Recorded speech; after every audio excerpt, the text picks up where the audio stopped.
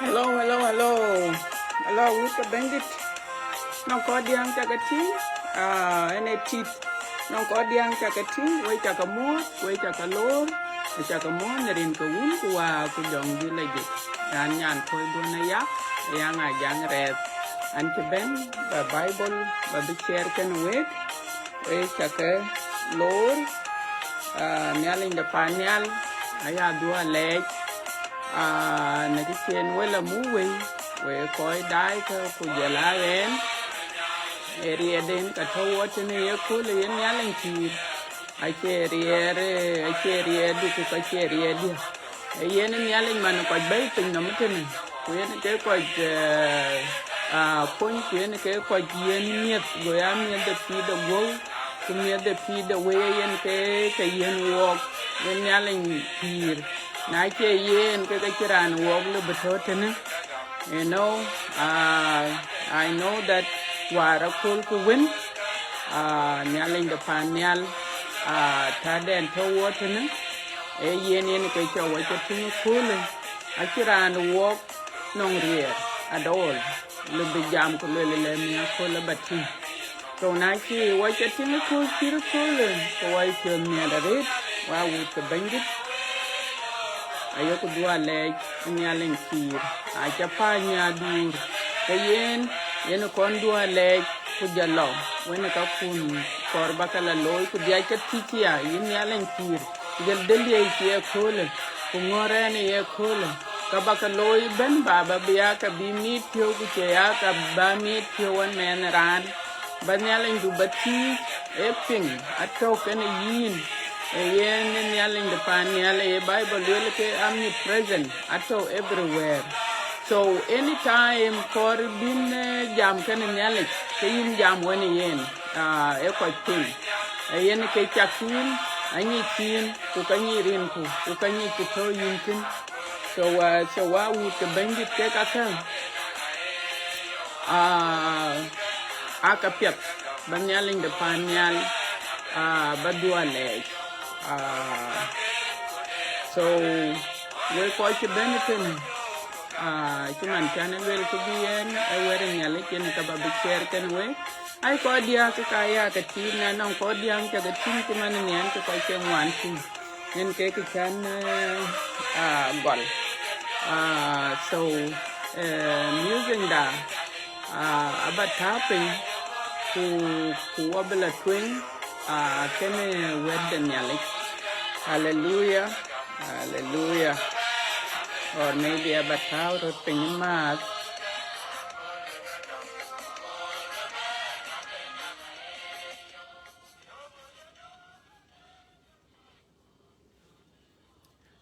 hallelujah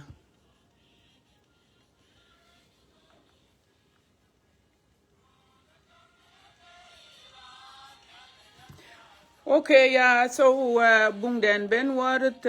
mietine kole e bung mak chogdi to dik to bible kan yin e bung mak chogdi to dik chera bu gol chogtine tok kuloko ko chi chogtine tier hallelujah aye bible alwel go kine bar longti pande gadaria na wen ye bi berie go dairom kenera nong jok kenera nong jong raj te dereng ran ye cheng te dereng ran ye cheng te dereng ran ye cheng te dereng ku ye chen ran ye kan lew ne der lew ne chak ya jot ye direct ne lum ku ne jot ku ye ke twin ku dong lunko ku ye chen ran ye nang rier bi ye chok loinom ku ye cheng te dereng ku kurnim akoriech wako kwa kul ye chut ku ye guop kuyerat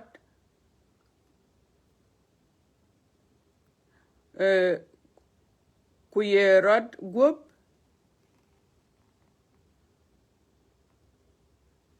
ne kur alwela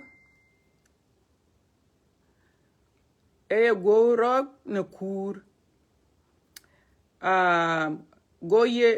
ye chungim temech go ring kudor kuchut ne rodit jem ye bangoloy wa yin yechu yin ye wende nyaleng ditaret yin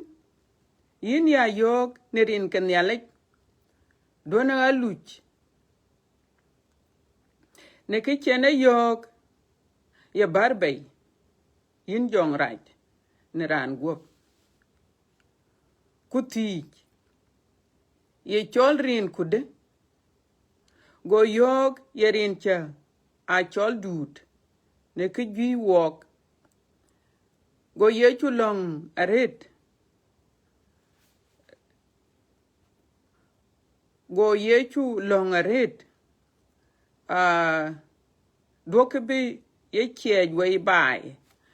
so wa would ke bandit ekene yene ke ben wa jam tine ye ko lo ku kene weden yalech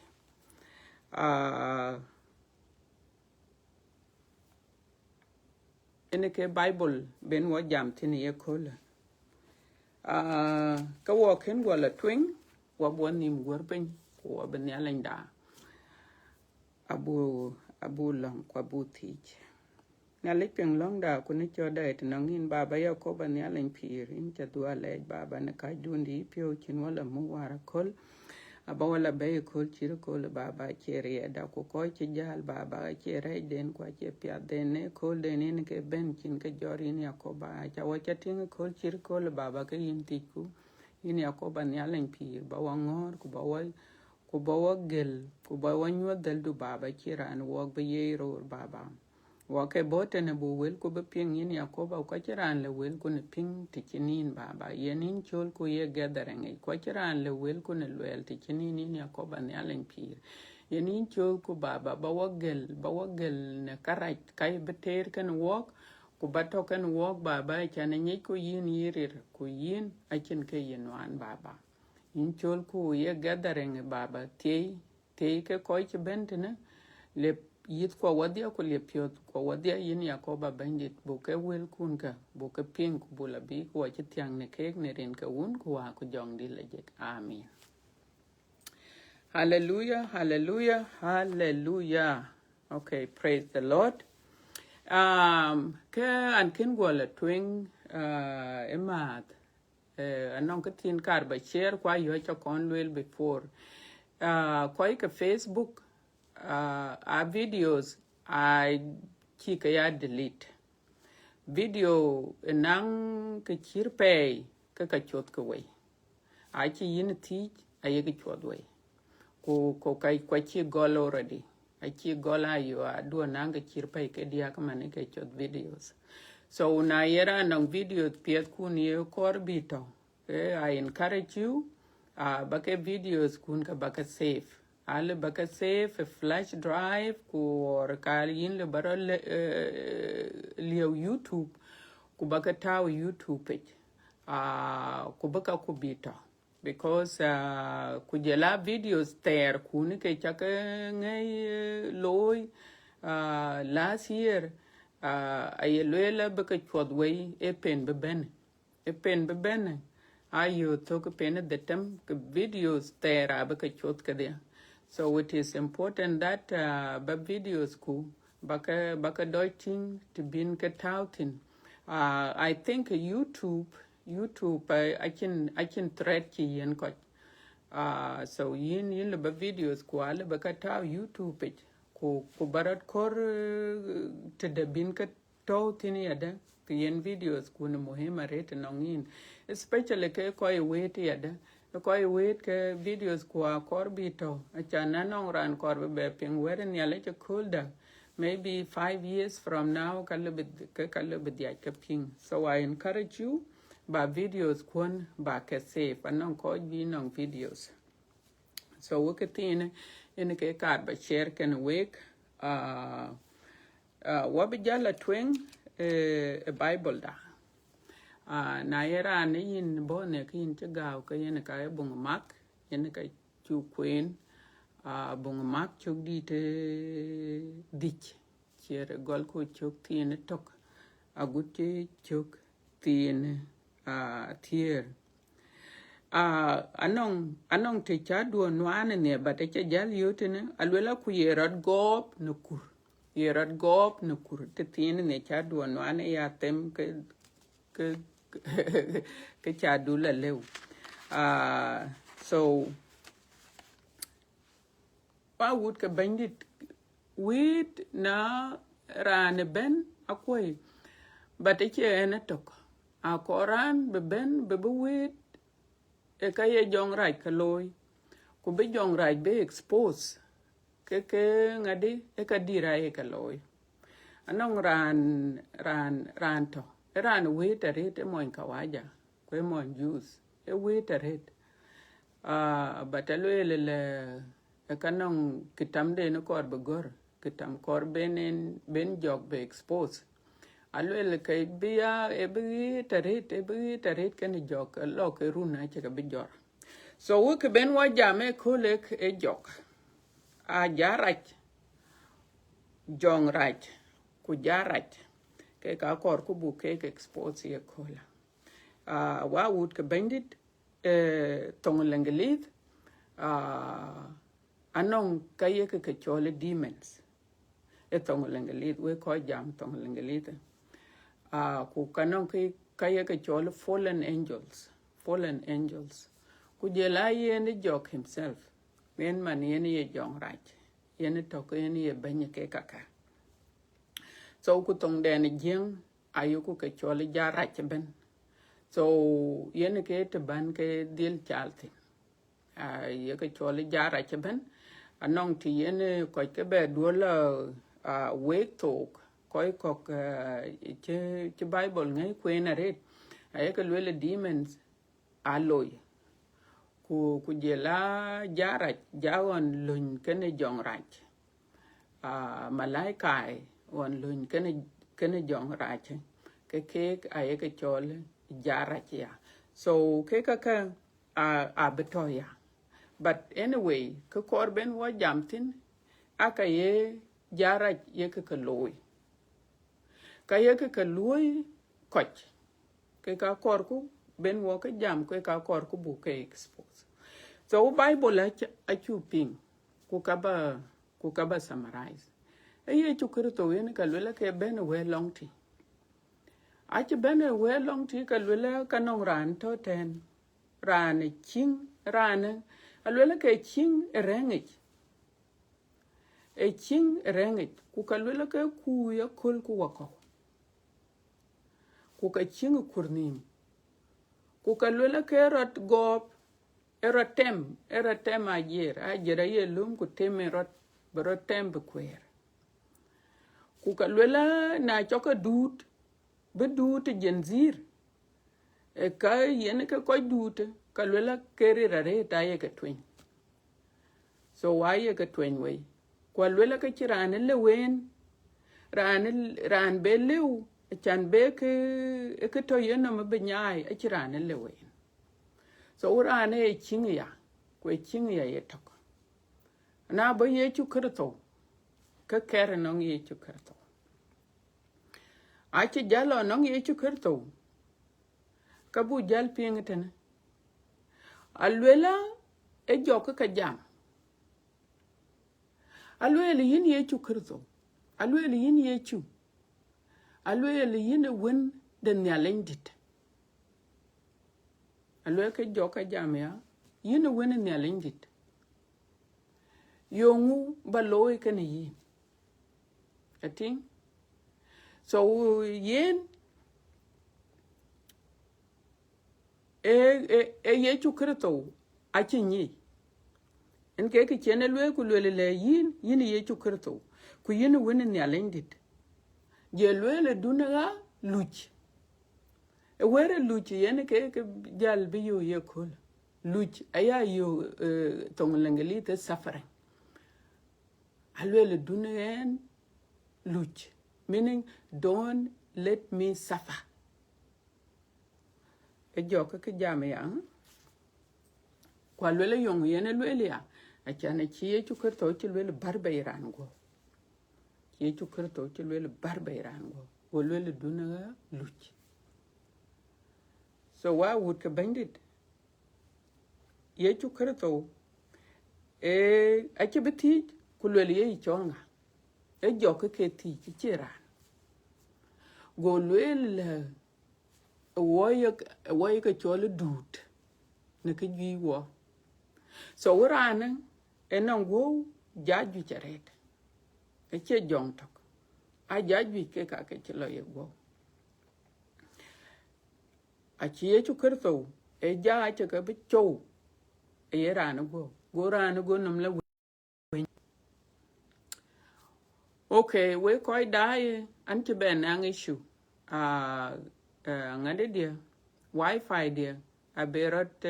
rio ke rorir kuna ye rorir ya ke ne ke goleria ke video anche biti war ka yelwela ye balong di enta entin alwela chine good ngade achine kedang reception pet anong company ta en ken yen achin wire ten aliu ken ke ka pet so we ke ye die chok temeti kuna ye kol 20 ding 20 ding are kula pinle dudur kalas ka wifi chilui ku yene company yene ka ta en ken telephone ku yene ka ta en ken wifi bai so ai ria ka ban ke ai na chai ta ka bai mane ka dia ka lo ye ken so yo company yene ka badil war chani cha lo ye rete videos cha ye ka doirio nong daman karen bandwidth a video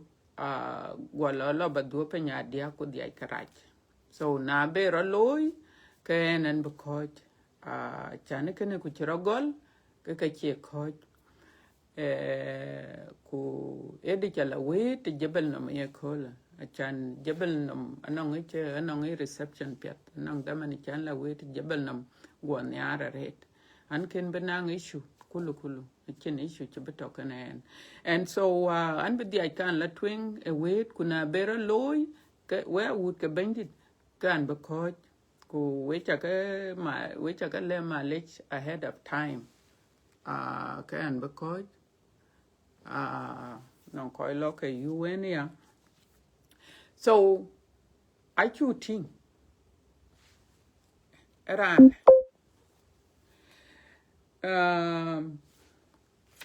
so ke ben wo jam aka ye jok ye ke loy ku jela ke ye tong lengelis loyal casting out demons so we chum de jarak ye ke chowade yen ka ben wo jam ye kola because abu ting anong ka ji kok ye jarak ye ka loy men ran a chu ting ran ke chi jok ke loy ran a chi chamiol ran a chi beto ko tonom tin ran na ye ran nong nom family ke family de na chi bernyi na ye ran nong nom mit ken ka chi ka bernyi na ye ran ken ti ke chi beti so yen e ko riok ke manerane ku not only ye ko riok e ye rane ye je temrot e kuraye ka lum ku ben ka rotem be go kwer ku ye lanin e kem ka rengi e lanin rengi ku che cheng to ko tin ku ke ka a cha ya ka lwel ke a chu ka ping ne kwen wa bible so ke ka ai real wa would ka bandit kana non ka ter ke no ko pin no mutene ku ka non kok ye ja ye ka loy ke ja re ka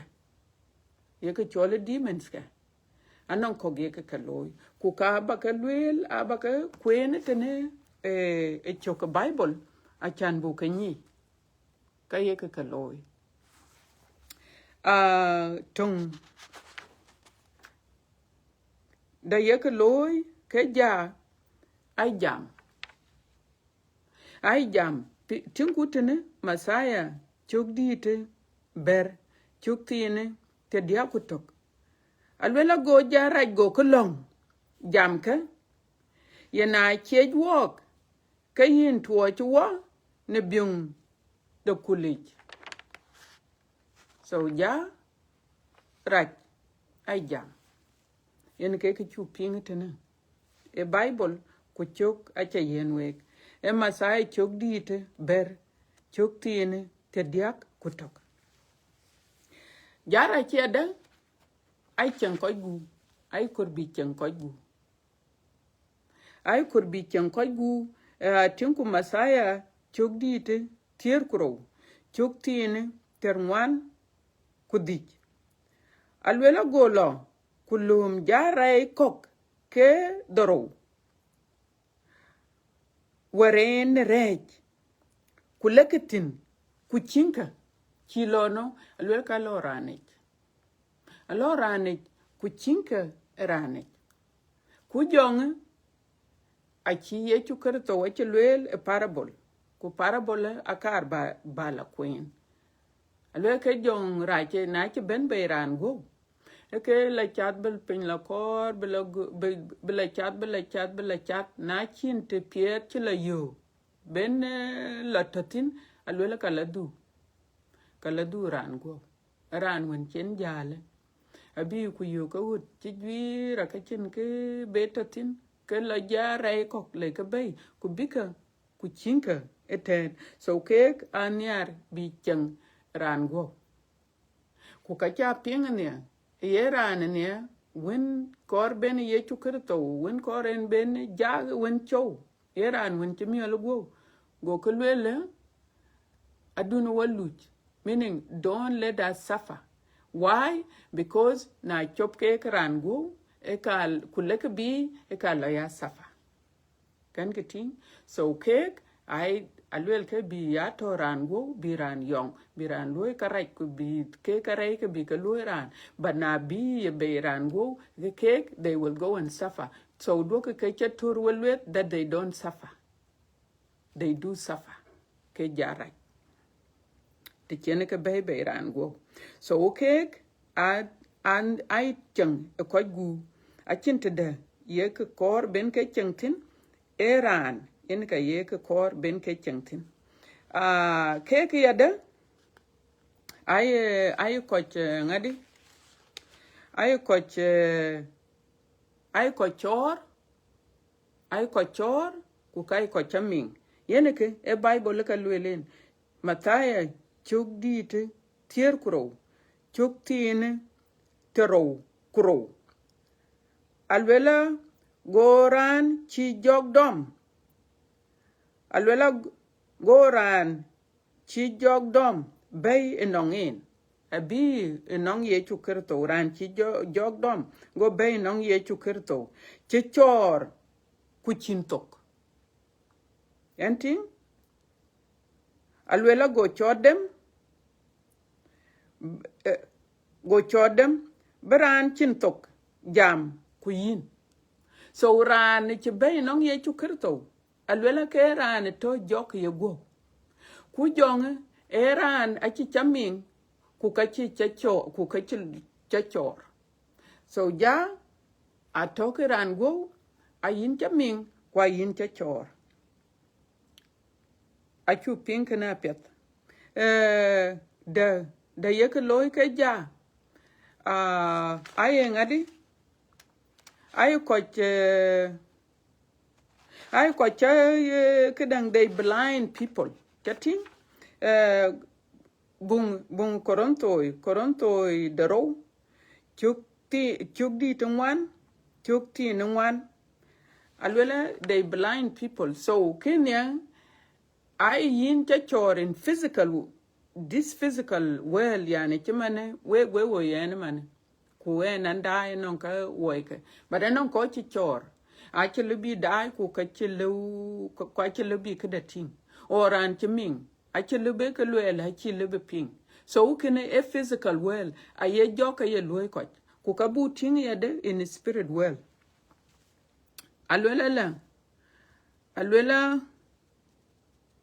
alwela ko chin ne alen de ye penye ko chin ne alen de ye penye nom ke chor piot ke koi chegam so ye na alwela ko chor piot jok or jarat alwela ye ko chor piot kuna chi chor pio alwela ke yin ago wer de wil piet ke nuom de kerto man ye ke de nyalech chok yerun ne ke gu so aye ke chor so that chin ke wer nyalech ku ke piet de nyalech chi benyi so kene e ke ye ja aye ke loy ale ke we ke ka because ke ka ato bible a chan buya wer te pin wo jok ku te pin wo jaraj ke bunyi yong loy rot ke yada ai rej bi benbe so jong right or chawatin ke jaraj alwel bible tene e bung mak chuk di te dongwan chuk tine te ro ku dongwan alwela go jam ye ke chid ye kene ache lew ni nyei e ye chukar to ka jam alwela ke chire kene ache lew ni nyei e long yetok yene ka lew yen ni nyei so anong ja to ko gu taba na chu ping ne mana de ke ja a ye ke chow ko gu a chu ting ministry de ye chukar to kwan be bentin ba de chi ye chukar to che lwe ku lel kanong ja ko ke re bi ben be ko gu ku ke ja ke a chan bi ben be ran go a kor batil ku ka kor balong batil ku balong and then jaraj ay ke chow kwa ke chie ko gu yene ke the only way yene ke del yene ke lew a chan bi jala ran go so ke yada ay ko yen bech ay ko yen bech yada ke dang bungu luk chok di te tier ku diak chok tiene tier agutte chok tiene tier ku doro etik ene ka chie chukerto ache tinga yakaloy e chukerto chilo yakalo alwele tika chere me chi donko a chere me chi donko run ke tier ku ber atoko la pio gongo kwa chi ko we ka cha ka tinga ko yine yene yuom ko ero loila kuna chiro loila karana duonko ye chukerto e tinga che bechol ku jieko alwela go tinga go rajor go ko lechit alwela go piomiere ret ku le nyalete so yong chiro loy alwela ke jong raj yene ka dong ko so jong raj yene ke ko yen bech ku so na kor be jong raj be chow sometimes ka che bech chow be anong be ye jaraj ye ka yen ko kuna chi jong raj chi chop ka bech chi jel you know so ke ka luel ke chan bunyi ka ye ja raj ye ka loy men ran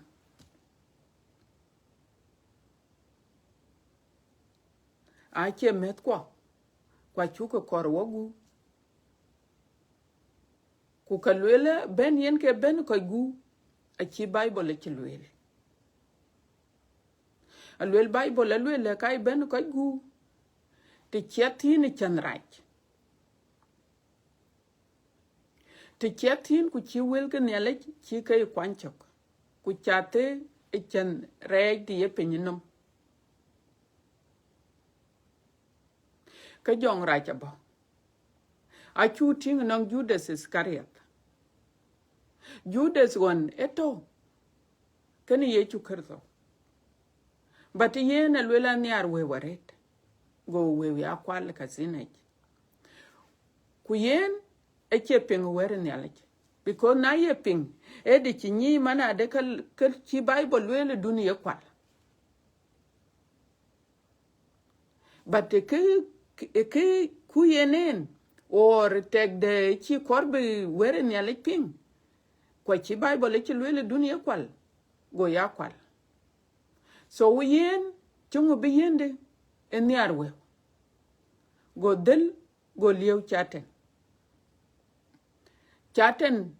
ebe ben ebe yo kulwela le yin na Yesu Kristo e Yesu Kristo ti belaga chi we because chan yen en niar we but lwela jong ra che beluri yi kulur chen jong ra luri yi e yen chan re jon chaten so when number 1 number 2 jaraj aito family anong family ye jaraj ye ka kwanchok so sometimes men tien ko rale bating meta ye yong ku meta lui krach anong mit ko ge ka molested anong mit ko ge ka lui karaj ku yongu e jok in the family yen ka lo met goya a chan be met bi yo e me na bi jal to ko yong ya so that's another way a family e cha yak lwele chan nong chawatin to in the family ku ka kor be ka langwe ai ko kwanchok chag lo ba kwen lo ba nang PhD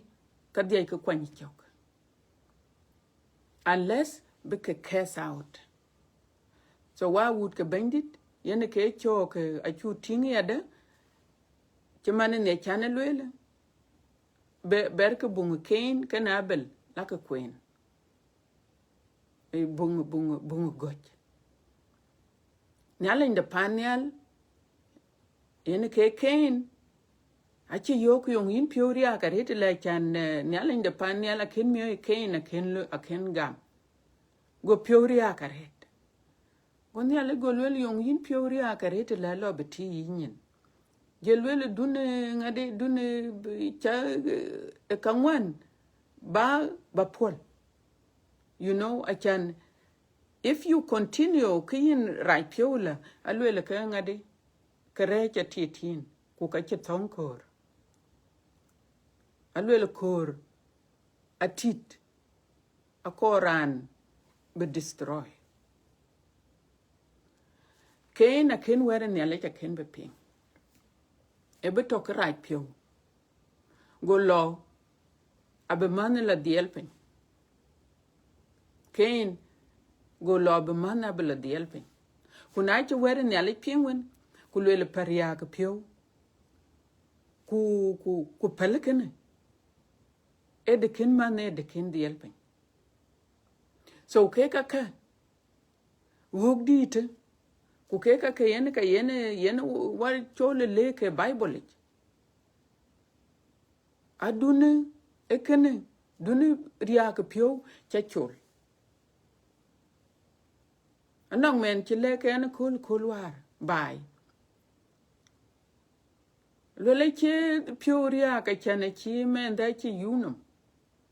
ko che yi yum di te ke de yene ko pio tom ria ka ku du ko ret go lo ku le pio ria ka ret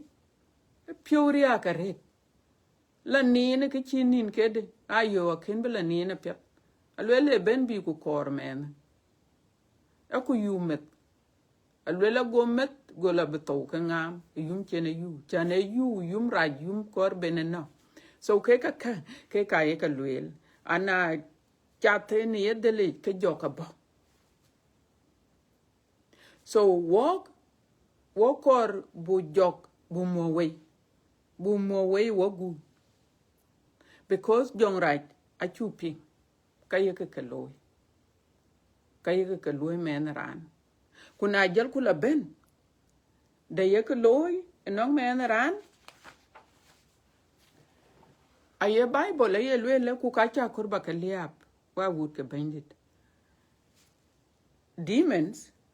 ke kayo ku ke choli ay ke yitong larab ke choli chawatin kwa yo ke choli jarach fallen angels ayoku ke choli chawatin ya kwa yo ke malaika on chilun kan jong rache ay ke choli yada ke yada ay rit ken koch ku ka ben wo ke ping non ke kala ay rit ken koch jong rach lum ku jong rach alwel bible alwel jong rach ben be bu kwal ko be benak ko be briok bada che yen yetok a chane bible alwel jong rach che le betong ego ku ngego betoran gago a che omnipresent yen so yen ai ke jare ke kai các cái chia tan lối chứ mà nếu wo có chuyện này là gam quay này là lối quyền này là gì lối liền cái yêu lối quyền cái cho cái chào tin cái dòng rai lẽ cái lối cái yêu lối so cái to cái yêu lối so dòng rai yêu coi nod en ke chi bible lele alwela he come to kill alwela ke ben be benak ku ke ben be briok alwela ke ben ya be kwal yongu ye kwal so kene akor bu pinga pet yongu ye kwal a chi bible ke le wok ke ye jong rach ye beloy ku yongu ye kwal ku ye koy node so anong chuk bible totene aya lwele ke bung adila bung mak chuk di tber dila bung mak chuk di tber e ye chukir to yen ka le ko parabol lwele rana por alwele go ko lony char ke ku lony kok e kwoti ku lony kok ajere ku lony kok te pet ku jelwele kot alwele ke were nyalek to ke wet den nyalek but penku ku chie chukir to chlwele kot chlony chartok e kot chlony chartok yo so we chuk tier chuk tiene tier kro so e look chuk di te ber chuk tiene tier kro alwele bible alwele kaka dulki aye koi chwe ping so kichilo ni delke ye ko chilo ni delke alwela kai koi chwe ping elaka durit bo pianke so aye koi chwe ni ale ping alwela na la ka durit bo la ka durit bo ya kunye wet ne ka piot yong chi durit chiloy alwela ke ben bi kunye wet ne ka piot why alwela dog ke begam you know so durite were ye nyai e ko piot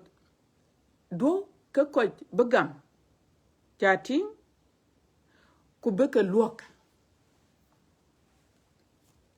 so achu ping ke yene jongraj yen were ne ale yene pain Kuyene ke choke ke jaka butingala. Not only ke jaka yeko kocha bej kuyeko kocha miol kuyeko kocha a ko loy karach a ko yen nyodrach ba nyot rach ret you know nyot kirole ka kol ko yin le ba nyot kin chat chet a kol ko ke ali bi yen nyot scary ke bi yin cha chario a kol ko yin le ba to ke yin kuna chanin ka non ke nyu yugo yin che le barat jor yin be ja ku yin che le barat jor ka ka na to ke ken yin ka ka ai chawatin e chaten a jarak aka yeke ka loy aleku ka wek a chan a jarak akor bi ka loy expose chan chiran chi be actually something about I could keep engaged. You know when I'm call la lwek a chiran chi la lwek le oh ya ki wait e go bere radio chen wait jal go bere le mane ken datu mane ka chi be lo ko nim ye nga ke ko pen bu ko pen were ne la ja e yen e jok yen ke ne cha ping tene alwela ke were ne la che ye pen why a chane chi kor ba gam ke lwel ne la che doesn't want you to believe so that you will be safe. So in chi Bible chi lwel ye Bible ye lwel alwel le ya gam ye chukar to ka jam na gam en ke an ye dulwandu ka yin bulwak but yen ke ne tene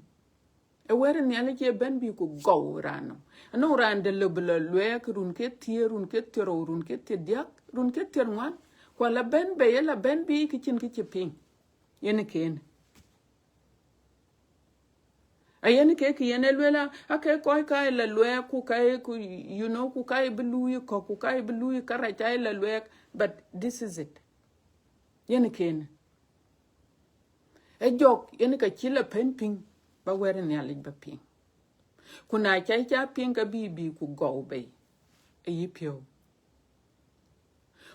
kuna chi yen jal go be ya e yen ke yin to kin chi to because yen ya ling de pan ya la ye le te chin chi ye chu kir to chi gam ke du long du or chi wer ne ale chi chat de le ne ale chi kin chi to en ke ye jokor ba dia ke to kin chi to na ye mi akin la ma nya ber so du ku jaraj ku je la jong raj du ne ka ken lum ke ka koch do ke ye lum ke ka tin chin ko e lui kwa yi mane ai chiran ke ber wala ye luil lui kwa yi a chin ran jam ja ku ka chin yiran ko deliver be lui la joka chop ko gu aliu ran ga ke ben ran ga ke bon ngeli especially ko cha bon ngeli but yongu ke be yong ku yongu ke be face a ke ja tar ke ne ko ke pen ko wer ne ale ye chu krito won ministry de yongu ye loy won to en pin no mitene ke ya bun alwela ke ja ye ke chou ko gu ku ke ko be aye ke chapel ku ke ko le wer ne ale ku lwele ke kaka abe ke ya kwanchuk ke ko ye gam but anong tradition to be ben be ware e kanaisi alwe ku lwele le yin kor ba ja cho ko gu ka lwele yin da tu yin jok a che gam ko chi ye chu kir to wache lwel ku lwele ke kaka aloy ke wet ka che ka to jon ku lwele laka alwele we to ke bang bare But laka ba jala chow ko gu. Why? Because ke ka ye jaka loy ka. Ka ye jaka loy. Kuka ko rier. A ko rier chan bika chow ko gu. Bana chi ke gam. Keran gak. Chibene nong nyali abeto ko gum. So Abun have so much to do.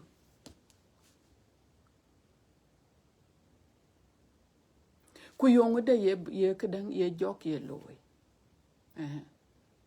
Achi jal ben a kol kok ke katam koch. No ke chole temptation. Atam koch. Aguchabu. Kuna cha yu ye chole yu ku ye chole yu. Ka joka kwai pinyla. Ku yinin ke chole false doctrine. Ler ku le wer ne yen ye wer petale nya ku le kok le ka ta winom ba jala jam kala rurur. Yina bun. Kali u Bible. Why? Because a chiin ngade yitiam. So why would ke bandit? Jaraj ku jong raj a chokurbe ke lom light. Abun bicha yuik nangu eluoi jok. Anong abun ni token walk it ne ngade abune pane. Ha bun di tawai. Elo kanong nom tier. Kanisa di den to tene ki tiang bichene to. Pateto ke chi jok der. Ku jel ko jel ko kui. Ku jel ka ya loy pin ka re ken ye ka loy pin. Yen enong ministry den do. Eruti aye ka pyoj. Or aye ka pyoj ka. So wanga dide chitiang kwa aye ka kun. But elwele na aye kulere na mamuria e ka jaruti kule teken kek. Abun. Yongu kene a chi jok a chi destroy. Ku jel chol be jal tiana koch. Ku be keden be a loy te den kichiran ye chen. Ku ka yen ya linde pan ya le ye lwele le ane dai. Ane dai e ka yaka ka loy. Na ye rani yen wela tiana yen ka yin be kudu jalo. Ban ya linde pan ya man yen be la lu. Ku yen be luk la loy a dai. Rane chi be yende. Rane mita be ben twen ku lwel ke rane etake na walk. Go jai. Go jai ku lwel ka ken loy. Ku le settlement loy pin. Ler ku le wet ke le ka yen ki chi 20 million. A chi bej bedom. Run ke ngwana ba cha ken be no be to. Nyale inde panel ku che ye ror dendech. Eka yo ke chin ke piath de be chu jal beto ken yi. Kwen ke ye joka ye kor. A chi yin tiam eka lo ler ku wilinum na yemo che ka lo ku wilinum diarora lo ku wilwenim tongor ka lo ku wer ke ye chole lung piath ke nyale che ai ka la war ku le lung ke tau tinin jok ku bran jala jam lung na yu ken ke vele lung ye beneno. Lung yen ran yen wit bino. Why? Because yen rane a chi jok a chi destroy. So there are so many people we need to pray for. Eh? Even our people, we need to pray. Eh? Joka lu brand to a little bit destroy. So ko kor biya loy ka bun ku jela koy knele a kor na ye ko wet nele kin du no rat nyong baran mi oche ene ke ki pole ci lwelon ku lwele len a lwele le an rat ngadi ting ya a chandu kan bere loy jama non yen randi retur ku ya bun retur halwel an were nele aya kweni ya chan bangadi berat kon so ran bena kor baran miet jarai ku chaten a chuka lum ke ka ti kur ayo ku lwel ka tiam patanon ko ye ka betiam o kai koritor a would ka bandit.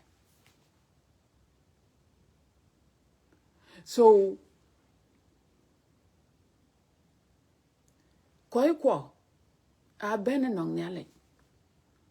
juno bin bi ko a ben nong nyale especially work wajing kanisa ai everywhere church jam pan bor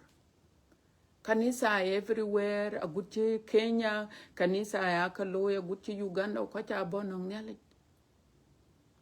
but ke koi bon nong nyale ke a boke ke chirir so a yen joka ye ben ku bi ku doy ke mati ku kor be ke doy riok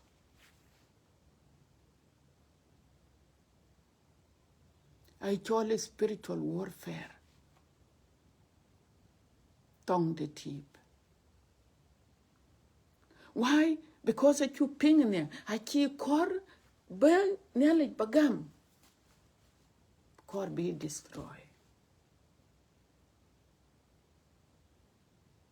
Ku jal ko jam hatang ke koy ke akay la lwek ku le ke ben ke ku bi ke ku loy ke karaj. Yes, because a ken ke chu ko gu. Ku were ne ale cha ken charir ke piot. A ken jwer ke ka piot. Achana to chagi ka were nyale achirer kuna chi were nyale chirir ka jongra chatiami isi ka to wokatin situation to kotin uyeran kin nyale gam ka lo kuler yiriok chike ka kane chukalwelka uyeran kin nyale gam ka la ben kane ka jala ben bika kutor ka kane. So what do we do? Yung bulu solution ito. Anong ka chiye chukar to lwel buloy. Kukeka kan akor buka di loy. Akor buka di loy a chan butyang. Chan butyang wawu ka bende.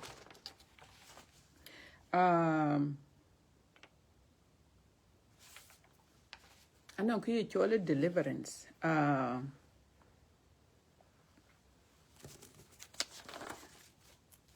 Ye chukar to. A casting out demons. Enka bujalti.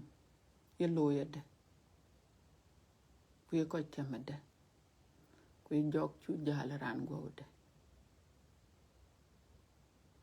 Kujela ke chole deliverance. Deliverance tong jeng akwa ya lwele ke bi luony bay. Bi luony bay ne ke chi der. Non kai ko der. Ke chi der bi bay ne ke chi der. Let's say Yakoba wan chene mit ke Israel to ke pinde Egypt. Ake to ke chike ke halwe. Ake to ke chi Pharaoh a chi Pharaoh ke luak.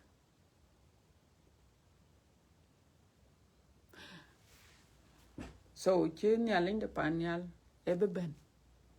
Yene ke be baby. ai lo ka chika be deliver so I chika baby ni ye lo ke so deliverance e bi baby ne ke deliverance e bi luon bay or bi baby na no ran ni chen ke gat ke pin ten ani arba ni chatem ba ni tong jien kwa Kenya but deliverance e to e ye kire richi to rate ministry de ye chukerto e koy be chapel e ja cho ko gu ku jela ko gi ko ke ka loy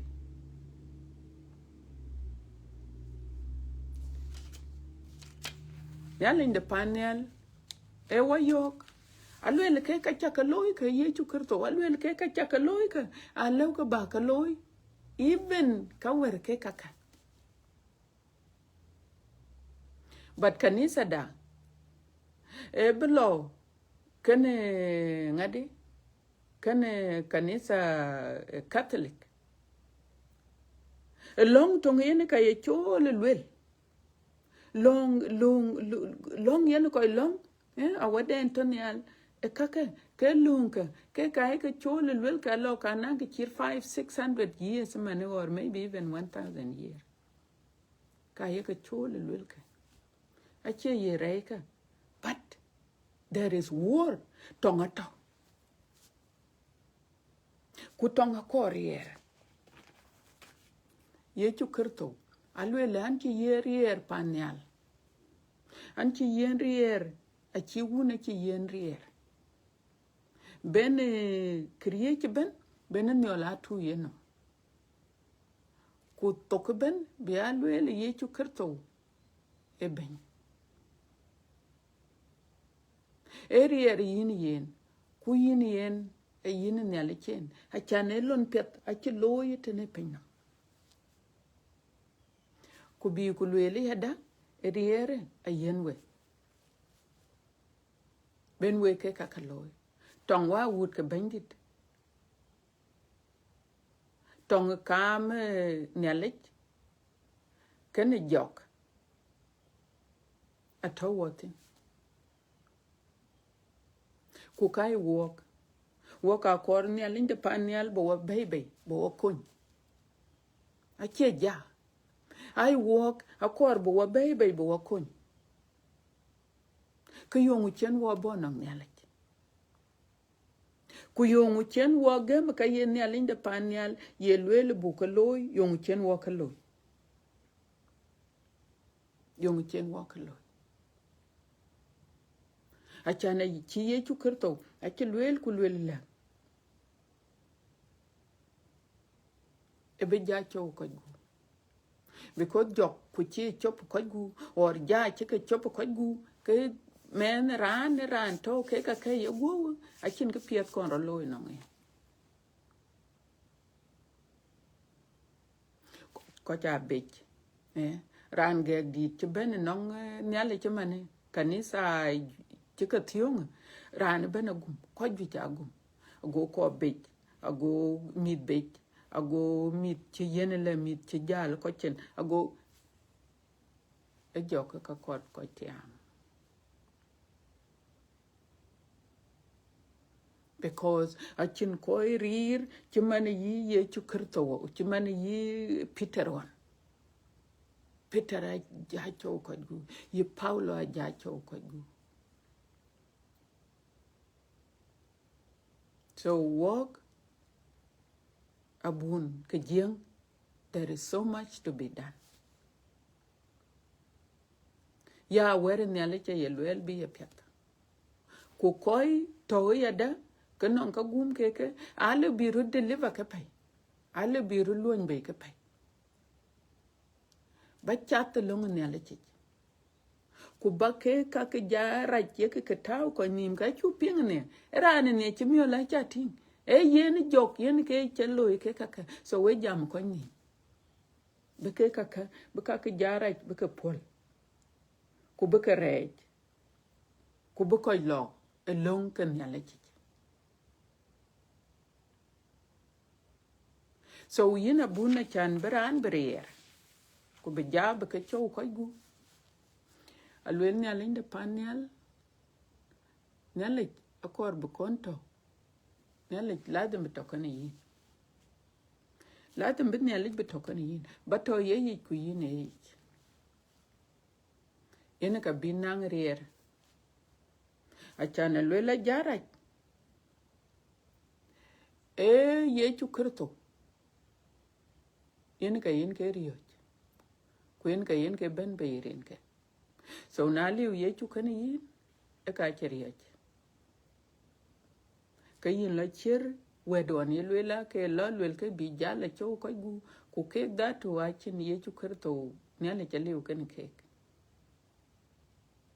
lwela go jogo kala du akene lwela iran du ke go jogo ka du joke toran go le go jogo ka du na ye ko chirmane yi petron ko to nyale ken ke de jong de chiban bay ke de chiran e chinyin la wech so wakor nyale betokan yi number 2 akor brand be ya holy brand be chat along de nyale chech ba chat kin ye kresano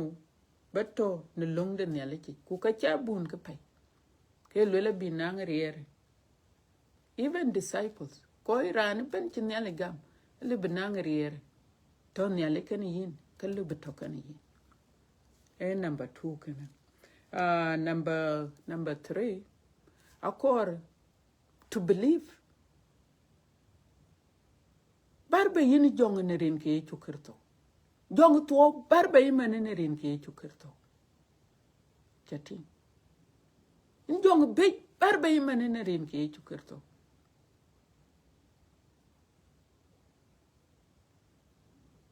ku bajam with authority bajam ne riera ku ba ko ci jong nom ne riera cin kala mel liu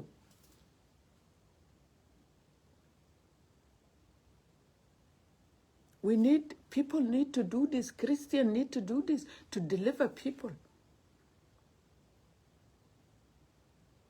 Achan to ko chibugum. Ku ke temptations ye jok yen ka ko betemka. Bekatiam. Bekatiam ne wed de nyalej.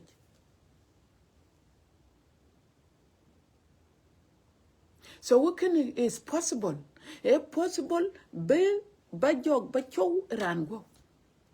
But I can ran to comping kalwell yin jong barba in rin ke chukerto. Inja wajaman barba imantin.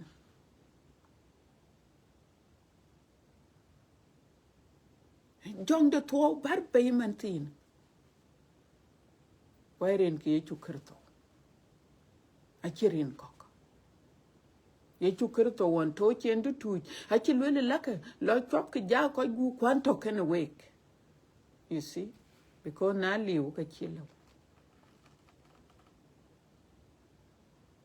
Number 4, alwela ke gamadat. Let them be gamadat bedilta. The chin gamadat ke kaka e ka chiralo.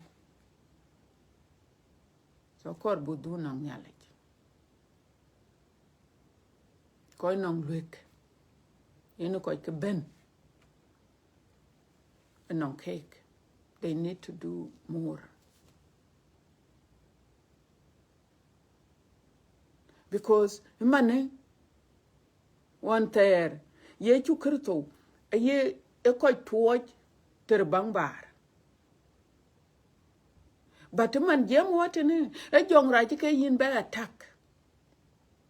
so watin ke kai ben bi yin be attack rather than us attacking them. So we nang issue a nang problem. Our faith akor barrier gamda akor barrier tichin gamadat ka kachin ke piath la tweng nang walk wa wood ka bandit a chaping ka jem wo kek aka ye jara ka loy men ran ku ke lo akul ko e ko diel pe so a chule bu lum bu ya temper around you know a ye big ke ben ne chaping. I can give you an example. Yani chimane ayu gran ke chi nyel chi der nyel ni ko kror be di din ko ke kriye de ni kor belie ga yet kon der ku ne ko jele so na yu gran ke chi kror chi der kuran e we de jal kur ke ye kere we yen bini a concern bala ben ku lele la o cho lo kur ke babataw ye wuma chan ba we pet no ache we e kurore yen ka bab dil bebe ye ko because yen ke problem yen ka chiran cha we yen ke chok e be kok token ko jalwela benya abebe benelong ko cha lo ngadi ko cha lo panakem akema che beche chila yo ko ka toko yugo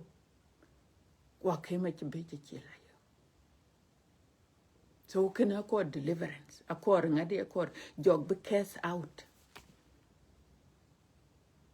so na lord ko der ngadi be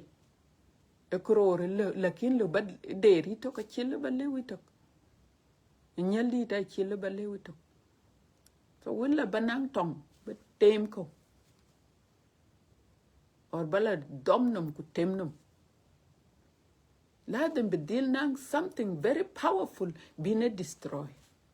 for us walk or ye chukrto be token walk a chan buke jaka buke destroy ja real wa wood ka bandit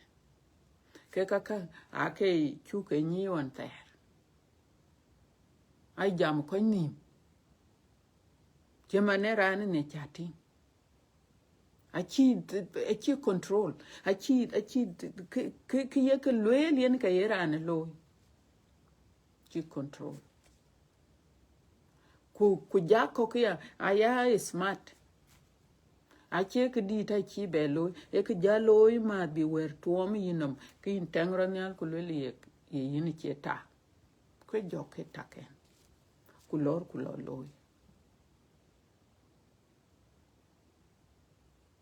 especially correct so nan on create ben yinom kudun la loy e yen jok in ka tewe ni yinom sometimes ache dururu bito yugo ache dururu bito yugo but walk one on nature yen walk jong rai liwut e pide and adam yen wo re nyar koy lo kurja bo koy lo miol ret e to ka yi miol miaw alwela kaka kaka go acha ka kwena kaka go a kaka go ku kaka men adam para kol ko ka yen jaka lurti rane de ka miaw mane ku ye jadde karet ku ka miaw chil lebo pole ye korbo pol ku kanu ane lo ken ni chari kwa ye tembo pol kuna le pol kala dutin e ye kere gowen batemane jokelatin a pen jok ka chan be miaw pol elo ku ye la toye nam ku le de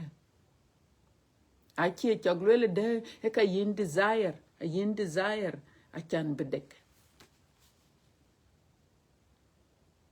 so wa wood ka bandit jaraj akor be ka chech akor be ka chow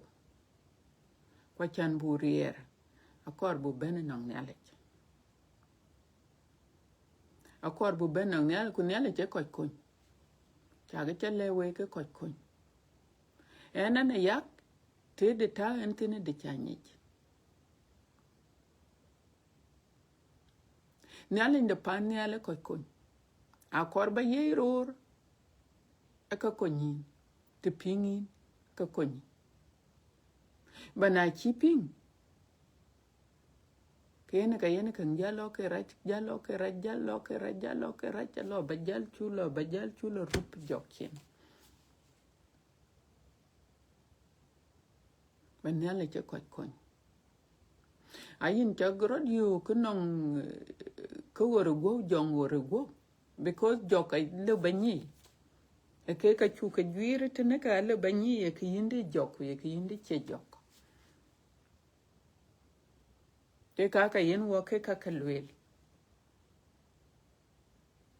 ko ci ben nong nyale ci mane joka gom alamita le ka jora lamita choka la de miawa choka lor no a chan bi yin keep ekrement yen binom tatin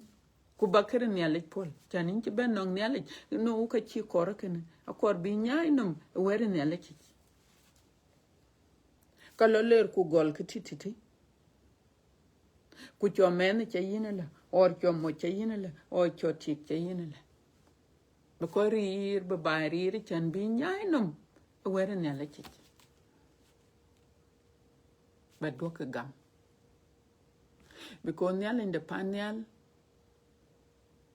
arir do ka ke ka chawatin ka a chu ka be chong nyai wo ka de nyale ci bara ke ko nyale ke ko kor bi nyale ke be kon ke ka ye ke yore ya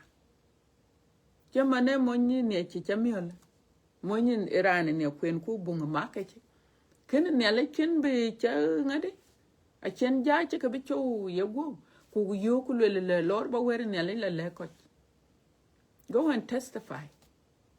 so wa ke ko yen nyale ke kor ke bi wer nyale lar bi ke ka ye kor be ke be loy correct para kor burier kor bu ben nong nyale let us come to God kwa bu na encourage you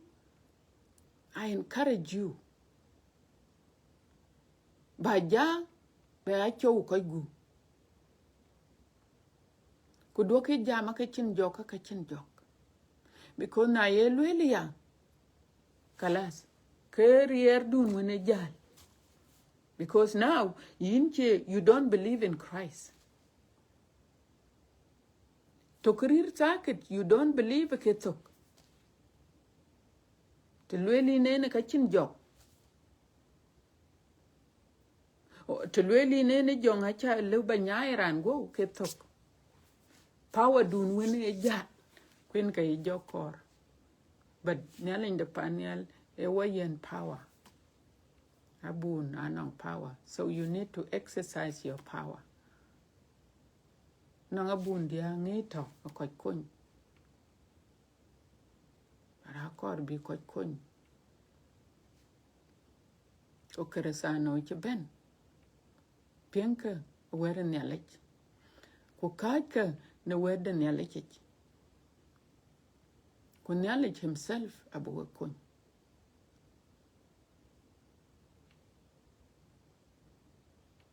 or bako yinlo balo kanais koke kanisa ay kok nongi riede nyalek yena bun rira bun le bena bun long ku le bijok choran go banaliu ke yinlo batyaj ke yin muk wer nyalek ret ku nyalek himself abi kun God himself will be kun. And don't give up. Sometimes it might take 10 years, even more. But don't give up. Continue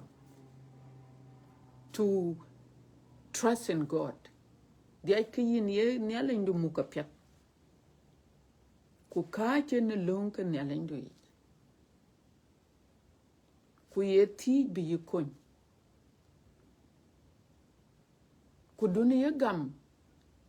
e ka ye jok ye ka tawran pio chimane eriyo che ye tawran pio ran gak mane ye charyo bran beryo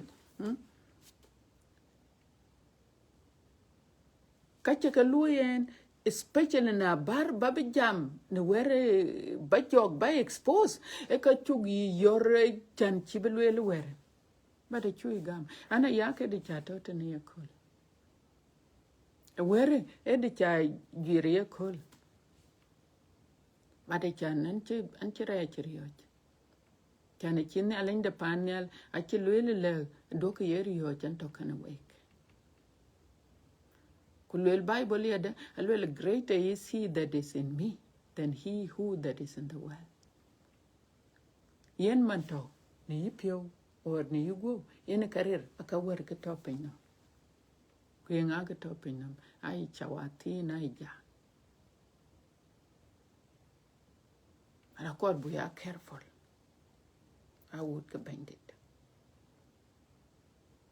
A good to walk yada wa bun kor bu ko ja careful be aware den yalik yen ben ya kotin. Na lor ku chiber ba ko che wer yalik ke yin ke jong rai ta akwani chuk alo bila diel pinya bila yen wrong doctrine bila yen lung liu Bible ku ke lung ke ken ke ye kan ye chu krito datu ka che wenen yalik a ye chu krito ka ken di te den chon mer ai ye chu krito datu yen ke jok biyin yenom kai che yit kuna lo ka gam to krir ba gam karaoke ke lo ku bi chu ke Bible ku lele kana ka che yi ke lo ku bi chu ke Bible ku lele kana che yi bi diong nam bi in confused so ke ka tor tero ko ke kene ja donu kon pal fursa benang ke den gam lele ye chu kirto che men yalek ku gamen karaoke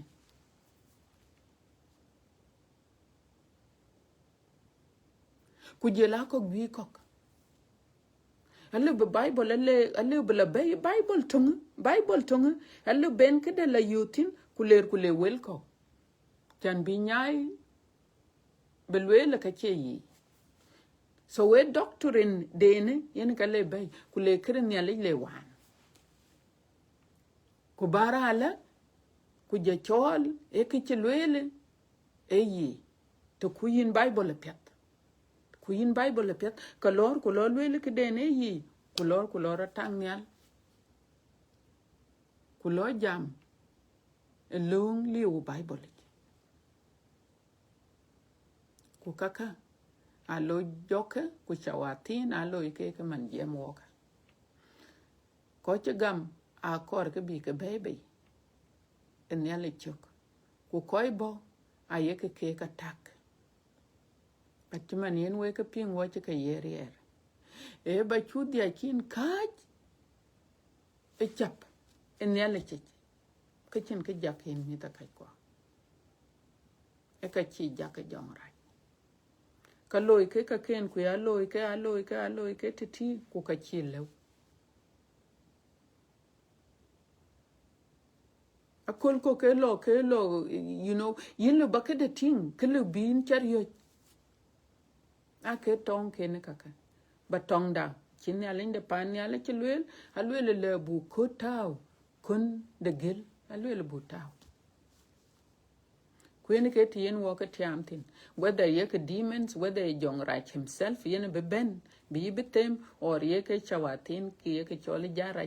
ke bo ke ben a ye ke treated the same were nyale yen ke chintin bana ku were nyale kalas ka diong hin kwariokin kule yen ka chiro lek so we cha ka dua le we ko cha dai e jong rach yen ka lui ko expose ka ken ye ka loy ka ye ka loy men ran yong yen men ran yong ko ke yen ya le le te ke bu loy ne le ba ka cho a ko gu ku ye ka cho wade a chu ka le ne a chu ping ne. It might not be that easy, but yen ke te chen ne ale je lwelte ale cha kor ba to kin la char ko kin la jek ne ale cha kor ba to yi ku yen yi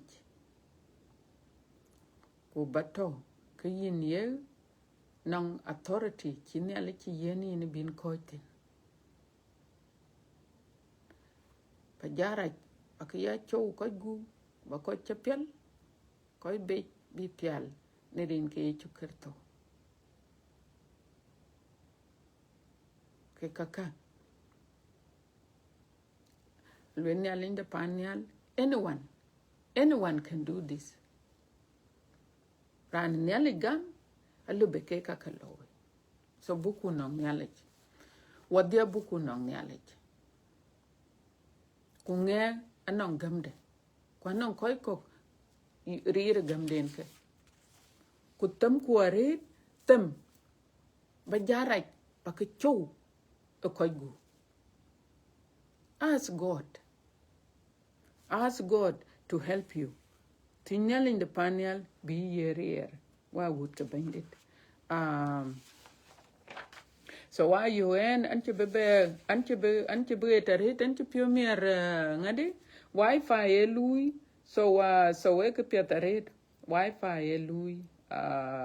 nyal the panel elonde che loy e walk kon wa would ke bend it so ke ka cha ka mati ke dia ku we dien ko we te e jong rach yin le ba ran le bu we te jong rach ye tok ku ran le bu we te ja rach ye tok ya ran so but e cool a cha ka mati ke dia because ke kai tok ai tok ye ko loy chimana wut ke nyalek ai ping ke ye chu ker to lwel ku yen ka ye ko loy ke yen ne le lwel ku yen ka ye ko loy ai lui to ku ka ye you know anong ai to ka ye ko loy and so wa would ka bandi tan te bela twing aya lwelan ba ko je tena anong ke chura ping ne le de pan ne al kan wek ke bok ne cha ka lwel ka I encourage you ba ke la queen ake ya ka la lom ten ku lom ke ten ku lom ke ten ku be ku mat ke ka chan bu ni ka ye ja ye ka loy ye ka loy men ran yen ke men ran yong ku ye ka men ran yong de so ke bayan ke chok ne ka chan bu ni exactly ka ye men ran ye ka loy aiwa ku jela long ku til you know long ku til duku kon pol ye long ye til ku ye long chanel wela kanong jakok ye benbe ela batil ku balong so it is important na era ante ben nong nyale ku nong ke het ke ne yin ku ye cher ke ye jok ke yin ye til ku ye long chanel nyale ke lwele ku nyale ke den ke lwele ye loy ku ye chata de lej so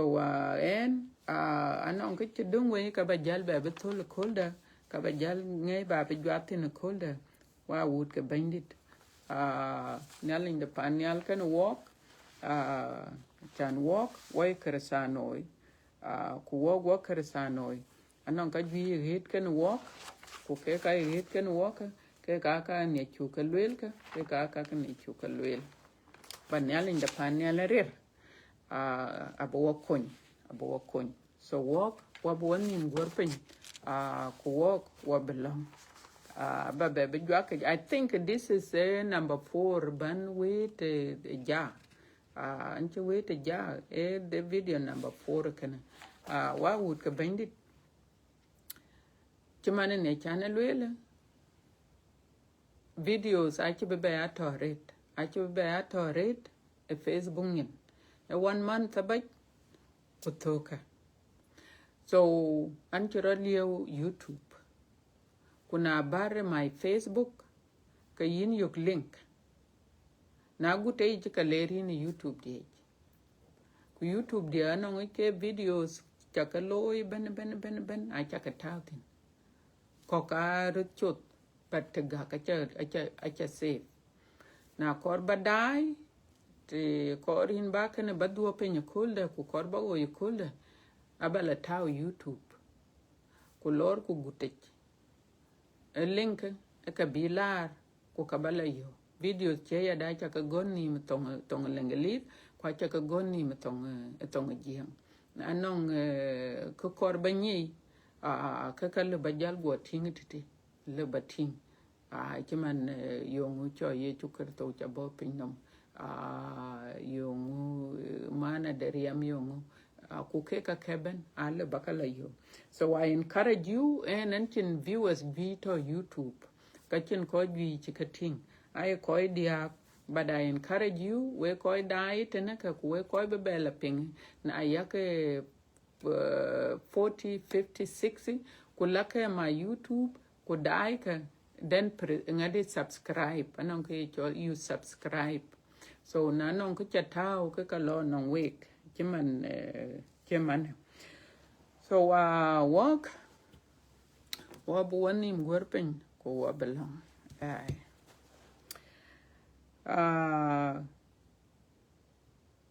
nyalit penglong da ko ne cho da et nongin baba una the ko don nyalen ko pewin chu do la baba ne ta cha yen wo ke chen wo ke wel kun ka pingin ya ko ban nyalen pir ya ngon mana da ku yin lang baba ya ko ba baka wel ka baka choma pio ko baka choma wut ko pio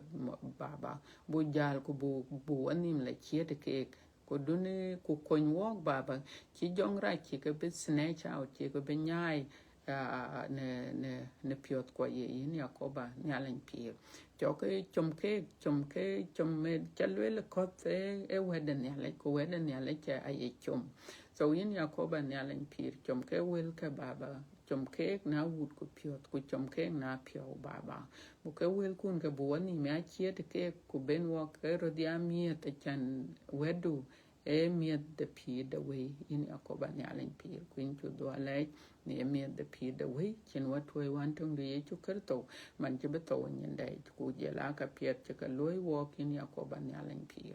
ba non ka gi het ken wo che man jara cha het ken wo ku je la wut kun kok to jara che ka gu baba e yin ka bu ka kon yin yakoba nyalen dare ma chiranda le bu ka kon so we pray that you cast out all demons inside